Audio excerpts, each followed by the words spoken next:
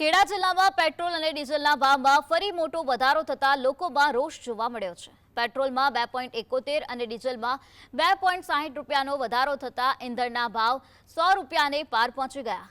ચાલુ મહિનામાં આ ચોથી વખત ભાવ વધારો નોંધાતા સામાન્ય માણસથી લઈને ખેડૂતો સુધી દરેક વર્ગ પર મોંઘવારીનો માર વધ્યો છે। એક તરફ માવઠાનો માર અને બીજી તરફ મોંઘા ખાતર, બિયારણ, મજૂરી તથા ટ્રેક્ટર ભાડાના વધતા ખર્ચે ખેડૂતો પર વધુ બોજો આવ્યો છે। ફેરિયાઓ અને ખાનગી નોકરિયાતોનું બજેટ પણ ખોરવાઈ ગયું છે અને જીવન નિર્વાહ મુશ્કેલ બનતું જઈ રહ્યું છે।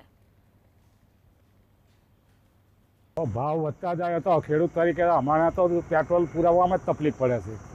પૈસા તો ઘેર હોય નહીં અને અમારે શું કરવું? આ જ પોઝિશન અને દર વખત ભાવ વધે એ કોમનું નહીં ને। એના માટે હવે ડીઝલ તો અમારે પાણી મૂકવાનું હોય ખેતરમાં। હવે ડીઝલ આટલું મોંઘું પાણી કઈથી ડીઝલ લાવવાનું પૈસા વગર? એટલે એ તકલીફ છે। એટલે ડીઝલનો ભાવ ઘટવો જોઈએ, પેટ્રોલનો ઘટવો જોઈએ, તો જ ખેડૂતને કંઈક જીવન દોરી હેડે ને જીવન દોરી હેડે ચાલવી જ જમી। સાહેબ અત્યારે ડીઝલ પેટ્રોલ મળતું નહીં। હવે અમે ખેતી કોના ઉપર કરીએ? ટ્રેક્ટર રાખીએ, સાધન રાખીએ, બધું રાખીએ, પણ પેટ્રોલ ડીઝલ ના મળતું હોય તો આપણે કરવાના શું?